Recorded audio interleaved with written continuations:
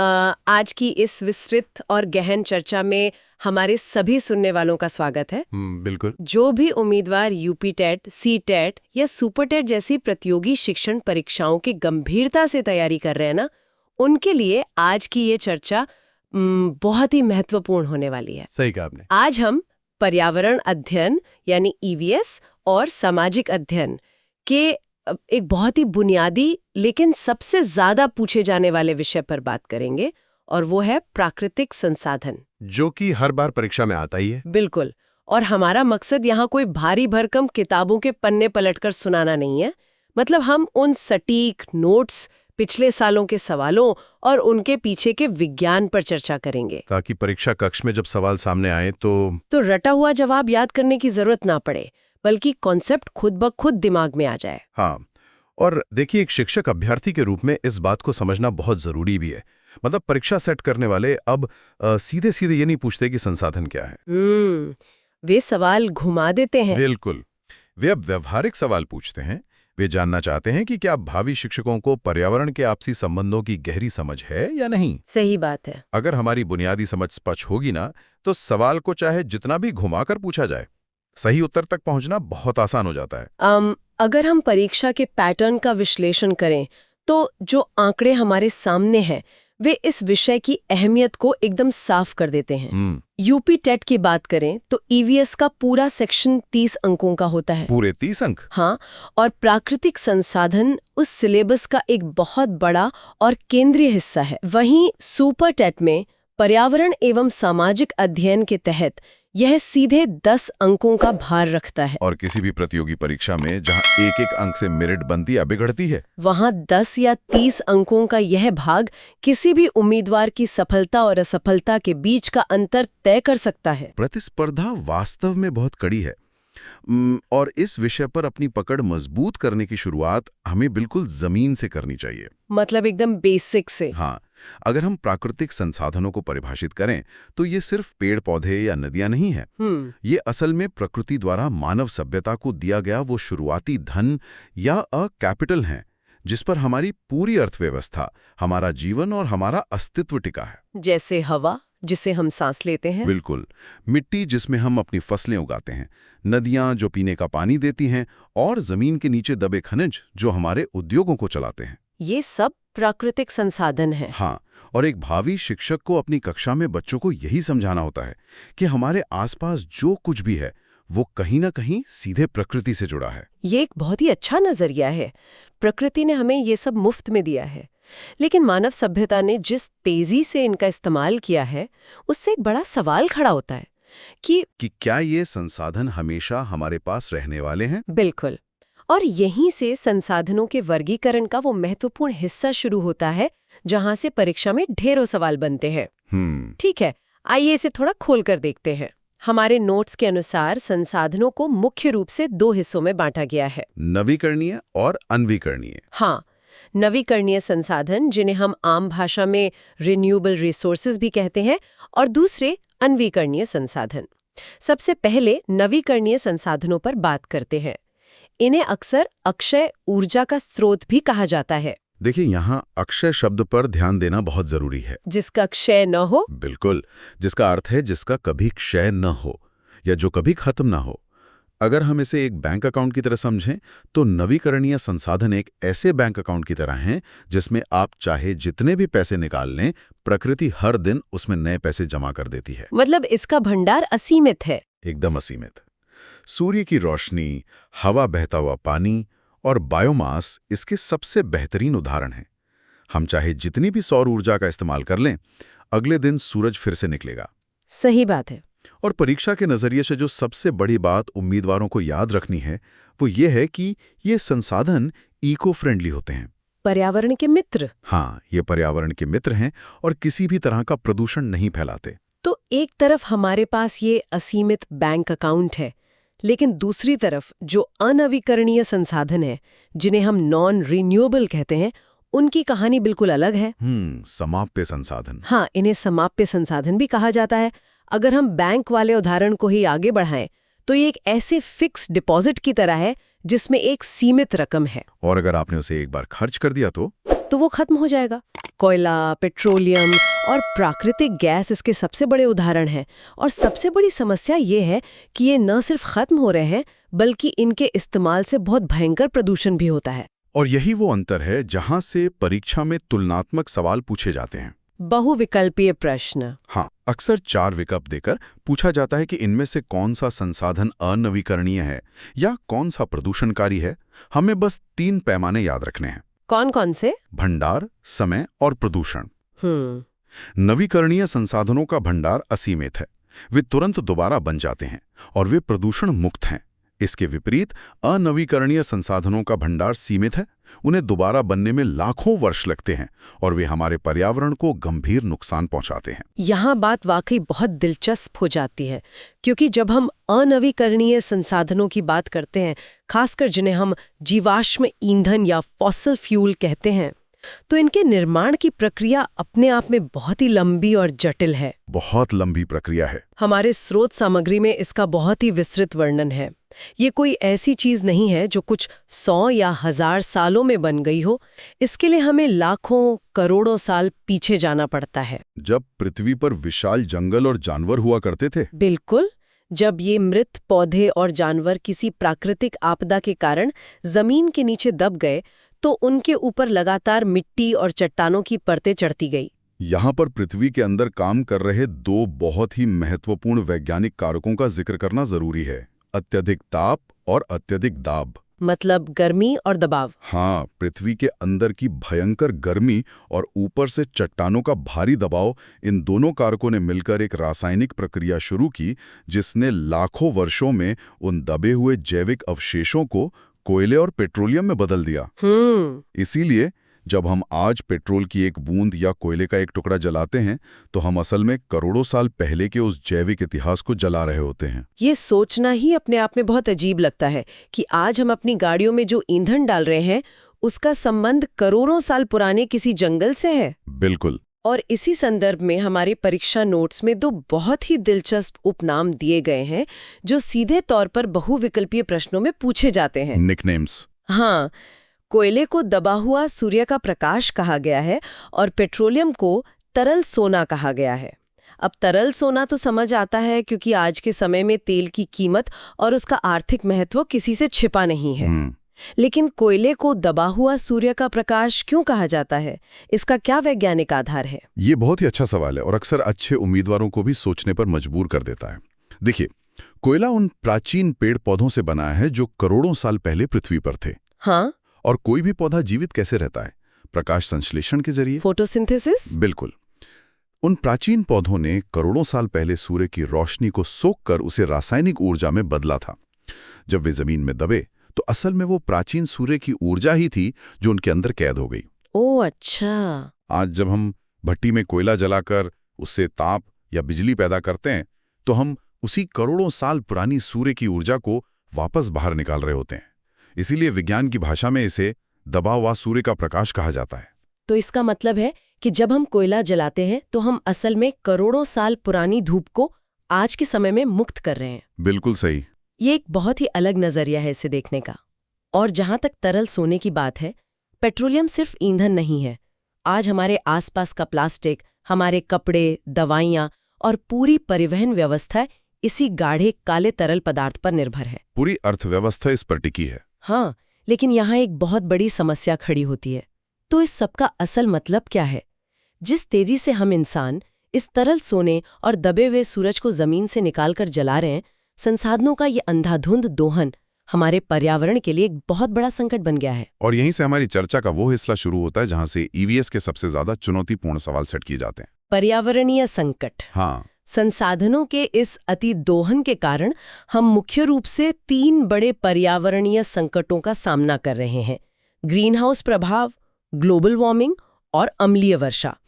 अगर हम सबसे पहले ग्रीन हाउस प्रभाव को समझें, तो हमारी पृथ्वी के वायुमंडल में कुछ गैसें हैं, जैसे कार्बन डाइऑक्साइड और मीथेन। ये गैसें पृथ्वी के लिए एक कंबल का काम करती हैं, एक ब्लैंकेट की तरह। बिल्कुल। ये सूर्य की गर्मी को अंदर तो आने देती हैं, लेकिन उसे आसानी से वापस अंतरिक्ष में जाने नहीं देती। अगर हम इसे एक रोजमर्रा के उदाहरण से समझे तो ये बिल्कुल वैसा ही है जैसे गर्मियों के दिन में अगर आप अपनी कार को धूप में खड़ा कर दें और उसके शीशे बंद कर दें। हाँ, बहुत अच्छा उदाहरण है। सूर्य की किरणें कार के शीशे से अंदर तो आ जाती हैं, लेकिन अंदर की गर्मी बाहर नहीं जा पाती। कुछ ही देर में कार के अंदर का तापमान बहुत ज्यादा बढ़ जाता है। इसी तरह ये गैसें हमारी पूरी पृथ्वी को उस बंद कार की तरह गर्म कर रही हैं। ये बहुत ही सटीक तुलना है और इसी बढ़ती हुई गर्मी का सीधा परिणाम है ग्लोबल वार्मिंग, जिसे हम विश्व उष्मायन भी कहते हैं। तापमान का बढ़ना। हाँ, जब हम लगातार कोयला और पेट्रोल जलाते हैं तो वायुमंडल में कार्बन डाइऑक्साइड की मात्रा बहुत अधिक बढ़ जाती है। पिछले कुछ वर्षों के यूपी टेट के प्रश्न पत्रों का विश्लेषण करें तो एक बहुत ही सीधा सवाल पूछा गया था कि ग्लोबल वार्मिंग का मुख्य कारण क्या है। और विकल्प क्या थे? विकल्पों में जल प्रदूषण, मृदा प्रदूषण, वायु प्रदूषण और ध्वनि प्रदूषण दिए गए थे। तो इसका सही उत्तर वायु प्रदूषण होगा? बिल्कुल। जीवाश्म ईंधन के जलने से होने वाला वायु प्रदूषण ही वह मुख्य कारण है जिससे पृथ्वी का औसत तापमान बढ़ रहा है और दुनिया भर में ग्लेशियर पिघल रहे हैं। ग्लोबल वार्मिंग तो एक वैश्विक समस्या है, लेकिन इन ईंधनों को जलाने का एक और बहुत ही खतरनाक प्रभाव है जिसका असर हम अपने आसपास की इमारतों पर भी देख रहे हैं, और वो है अम्लीय वर्षा या एसिड रेन। हाँ, ताजमहल का उदाहरण। बिल्कुल। परीक्षा में ताजमहल के पीले पड़ने को लेकर कई बार सवाल आ चुके हैं। तो इस अम्लीय वर्षा के पीछे की रसायन शास्त्र क्या है? आसमान से एसिड कैसे बरस सकता है? इसके पीछे सीधा सा विज्ञान है। देखिए, फैक्ट्रियों और वाहनों में जीवाश्म ईंधन जलता है तो उसमें से मुख्य रूप से दो बहुत ही जहरीली गैसें निकलती हैं, सल्फर डाइऑक्साइड और नाइट्रोजन डाइऑक्साइड। SO2 और NO2। सही कहा। ये गैसें हल्की होकर आसमान में ऊपर उड़ती हैं और बादलों की नमी या पानी के कणों के साथ मिल जाती हैं। पानी के साथ रासायनिक प्रतिक्रिया करके सल्फर डाइऑक्साइड सल्फ्यूरिक एसिड बनाता है और नाइट्रोजन डाइऑक्साइड नाइट्रिक एसिड बनाता है। और जब बारिश होती है तो ये एसिड पानी के साथ धरती पर गिरता है। और यही वो एसिड है जो ताजमहल को नुकसान पहुंचा रहा है। बिल्कुल। ताजमहल सफेद संगमरमर से बना है जो रासायनिक रूप से कैल्शियम कार्बोनेट होता है। जब सल्फ्यूरिक एसिड उस संगमरमर पर गिरता है तो वो उसके साथ प्रतिक्रिया करता है जिससे संगमरमर का रंग फीका पड़ने लगता है और वो पीला होने लगता है। ये तो बहुत सीधा रासायनिक बदलाव है। हाँ, और परीक्षा में ये सवाल कई बार घुमाकर पूछा जाता है कि ताजमहल के क्षरण के लिए कौन सी गैस जिम्मेदार है। तो उम्मीदवारों को हमेशा सल्फर डाइऑक्साइड को चुनना है जो अम्लीय वर्षा का मुख्य कारण है। तो एक तरफ हमारी ऊर्जा की जरूरतें हैं जो लगातार बढ़ रही हैं, और दूसरी तरफ हमारा पर्यावरण है जो इन जीवाश्म ईंधनों के कारण तबाह हो रहा है। ऐसे में एक भावी शिक्षक के तौर पर हमें बच्चों को क्या समाधान सिखाना है? अगर हम इसे व्यापक संदर्भ से जोड़कर देखें ना, तो यहाँ पर सतत विकास का कॉन्सेप्ट सामने आता है जिसे हम सस्टेनेबल डेवलपमेंट कहते हैं। सतत विकास का मूल विचार बहुत ही सरल लेकिन गहरा है। इसका मतलब है कि हम आज अपनी जरूरतों को इस तरह से पूरा करें कि भविष्य में आने वाली पीढ़ियों के लिए संसाधनों की कमी न हो। विकास करना है लेकिन पर्यावरण की कीमत पर नहीं। बिल्कुल। और इस सतत विकास को जमीनी स्तर पर लागू करने के लिए पर्यावरण संरक्षण का 3R सिद्धांत सबसे ज्यादा कारगर माना जाता है। परीक्षा के लिहाज से ये एक बहुत ही महत्वपूर्ण विषय है। ये 3R हैं, रिड्यूस, रीयूज और रिसाइकल। चलिए इन्हें थोड़ा गहराई से समझते हैं। पहला R है रिड्यूस, यानी कम उपयोग करना, संसाधनों की बचत। हाँ, इसका मतलब ये नहीं है कि हम अपनी जरूरतें मार लें, बल्कि इसका मतलब है संसाधनों की बर्बादी को रोकना। जैसे कमरे से बाहर निकलते समय पंखे और लाइट बंद कर देना, या ब्रश करते समय नल को लगातार खुला ना छोड़ना। ये सबसे पहला और सबसे जरूरी कदम है। और दूसरा कदम है रीयूज, यानी पुनः उपयोग। जब हम किसी वस्तु का इस्तेमाल कर लेते हैं तो उसे तुरंत कूड़े में फेंकने के बजाय ये सोचना कि क्या हम इसे किसी और काम में ले सकते हैं। जैसे पुराने डिब्बों का इस्तेमाल। हाँ, बाजार से लाए गए प्लास्टिक या कांच के डिब्बों को फेंकने के बजाय घर में दाल या मसाले रखने के लिए इस्तेमाल करना।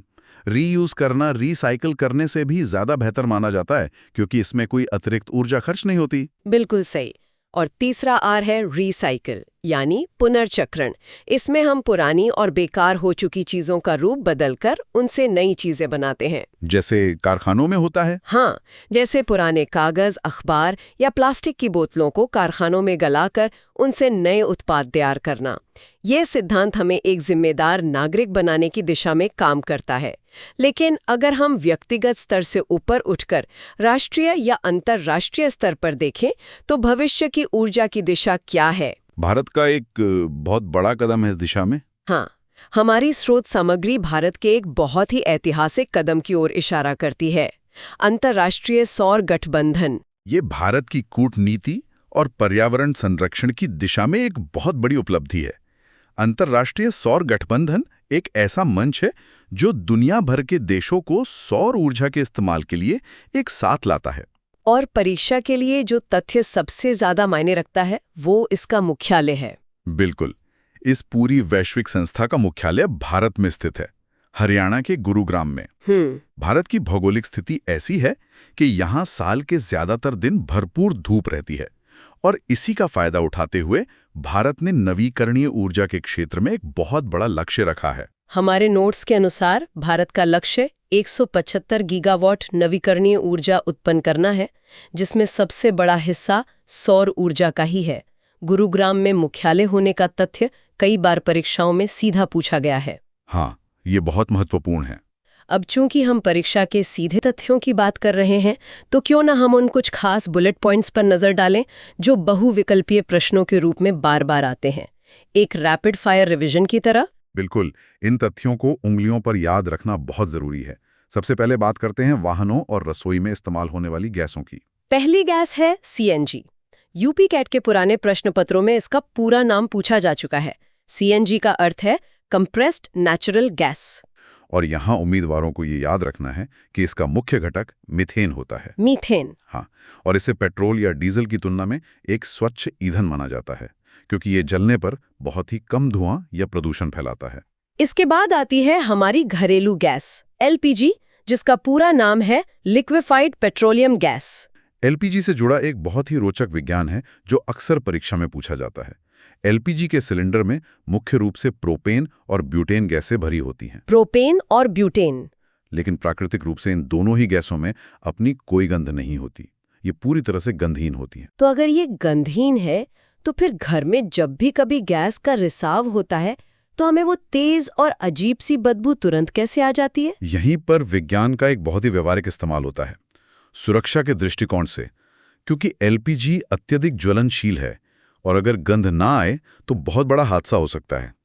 इसलिए सिलेंडर में भरते समय इस गैस में बाहर से एक विशेष रसायन मिलाया जाता है। अच्छा, एक अलग रसायन। हाँ, इस रसायन का नाम है एथिल मरकैप्टन।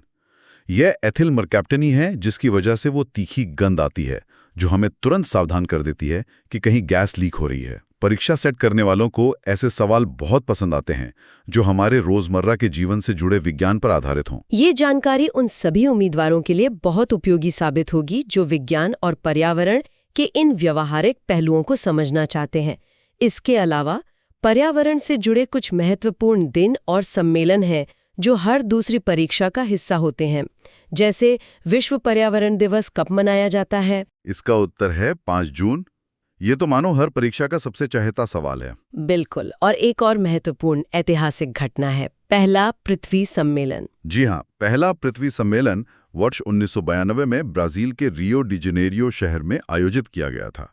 ये साल और जगह दोनों ही बहुत महत्वपूर्ण हैं। 1992 और रियो डी जेनेरो। बिल्कुल, क्योंकि 1992 वो समय था जब पूरी दुनिया ने पहली बार एक साथ आकर ये माना था कि पर्यावरण का संकट किसी एक देश की समस्या नहीं है, बल्कि ये एक वैश्विक संकट है और इसका समाधान भी वैश्विक स्तर पर ही खोजना होगा। तो आज हमने प्राकृतिक संसाधनों के इस पूरे परिदृश्य को बहुत ही विस्तार से समझा है। क्या हम अपनी चर्चा को समेटने से पहले इसका एक त्वरित सारांश निकाल सकते हैं? 1 मिनट का रिवीजन। बिल्कुल। हमने शुरुआत में संसाधनों को 2 भागों में बांटा।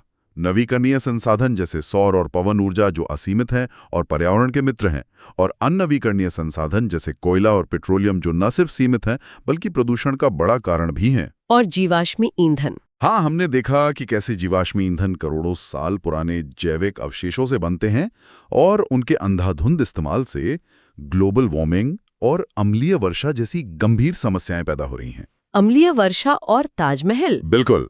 हमने अम्लीय वर्षा के कारण ताजमहल के पीले पड़ने का विज्ञान समझा और अंत में हमने इन समस्याओं के समाधान के रूप में सतत विकास, 3R सिद्धांत और भारत के अंतर्राष्ट्रीय सौर गठबंधन जैसे महत्वपूर्ण कदमों पर चर्चा की। ये सारांश पूरी चर्चा को बहुत ही अच्छे से समेट देता है। हमारे पास मौजूद सामग्री में एक बहुत ही प्रेरणादायक विचार भी है, जो मुझे लगता है कि हर उस उम्मीदवार को सुनना चाहिए जो इस वक्त दिन रात मेहनत कर रहा है। उसमें लिखा है कि सफलता का कोई शॉर्टकट नहीं होता, केवल सही दिशा और कड़ी मेहनत। बहुत सही बात है। आज की हमारी यह चर्चा उसी सही दिशा की तरफ एक कदम था। अगर आप सिर्फ रटने की बजाय कॉन्सेप्ट को समझेंगे तो परीक्षा का कोई भी सवाल आपको भटका नहीं पाएगा। मैं भी इस चर्चा का अंत एक विचार के साथ करना चाहूंगा। आज हमने पर्यावरण बचाने के लिए 3R यानी रिड्यूस, रीयूज और रिसाइकल के बारे में विस्तार से बात की। परीक्षा के लिए आपको यही 3 याद रखने हैं। लेकिन एक जिम्मेदार नागरिक और एक भावी शिक्षक के तौर पर क्या हमें अपनी रोजमर्रा की जिंदगी में एक चौथे आर को भी शामिल नहीं करना चाहिए? और वो चौथा आर है रिफ्यूज यानी इनकार करना। रिफ्यूज करना, ये थोड़ा अलग लग रहा है। इसका रोजमर्रा की जिंदगी में क्या मतलब हुआ? इसका मतलब बहुत सीधा है। हम उन चीजों को लेने या खरीदने से ही साफ इनकार कर दें जिनकी हमें वास्तव में कोई जरूरत नहीं है और जो हमारे पर्यावरण के लिए हानिकारक हैं। जैसे प्लास्टिक? बिल्कुल। उदाहरण के तौर पर जब हम बाजार जाते हैं और दुकानदार हमें एक छोटी सी चीज के लिए सिंगल यूज प्लास्टिक की थैली देता है, तो हम विनम्रता से उसे रिफ्यूज कर दें और अपने साथ घर से लाया हुआ कपड़े का थैला इस्तेमाल करें। ये तो बहुत छोटी सी चीज है, लेकिन इसका असर बहुत बड़ा हो सकता है। अगर हम समाज के स्तर पर प्रदूषणकारी चीजों को लेना ही बंद कर दें, तो उन्हें रिसाइकिल करने या कचरे में फेंकने की नौबत ही नहीं आएगी। ये सिर्फ परीक्षा पास करने की बात नहीं है, बल्कि उस ज्ञान को अपने आचरण में उतारने की बात है। ये एक बहुत ही गहरा और विचार करने लायक बिंदु है। ज्ञान तभी सार्थक होता है जब वो हमारे व्यवहार में नजर आए। मुझे पूरी उम्मीद है कि हमारे श्रोता जो कल के शिक्षक हैं, इस चौथे आर पर जरूर विचार करेंगे। बिल्कुल। आज की इस विस्तृत और जानकारी से भरी चर्चा में बस इतना ही। हमने प्राकृतिक संसाधनों के हर पहलू को बहुत ही बारीकी से समझा है। और अगली चर्चा भी इतनी ही महत्वपूर्ण होगी। जी हाँ, जब हम अगली बार एक नई गहन चर्चा के लिए वापस लौटेंगे तो हमारा विषय होगा पारिस्थितिकी तंत्र और खाद्य श्रृंखला, जहाँ से परीक्षाओं में सवालों की कोई कमी नहीं होती। तो मिलते हैं अगली चर्चा में। तब तक के लिए अपनी तैयारी पूरे जोर शोर से जारी रखिए, अपने कॉन्सेप्ट स्पष्ट रखिए और हमेशा कुछ नया सीखते रहिए। धन्यवाद।